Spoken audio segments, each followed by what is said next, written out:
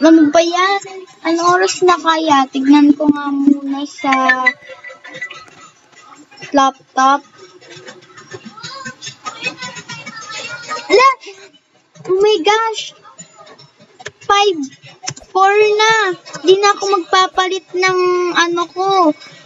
ng damit kasi natulog naman ako kaninang 1. Kailangan kong magpalit.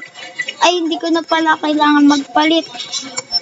Wala pala akong ilalabas ko na lang pala yung aking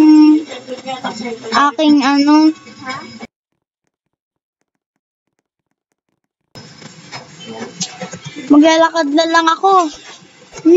Malilate na ako talaga.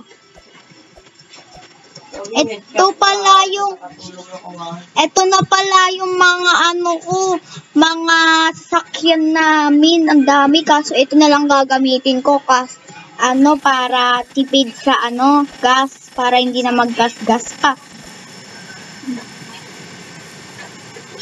Ano ba yan?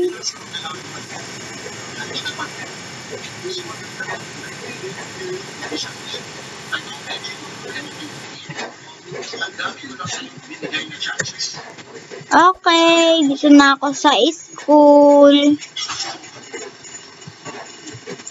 Lagay nga muna ako. Kuha muna ako ng mga books. Okay. Wala, bakit walang mga tao dito? Walang mga tao. Wala din si ma'am. Tignan ko nga yung mga sulat-sulat dito.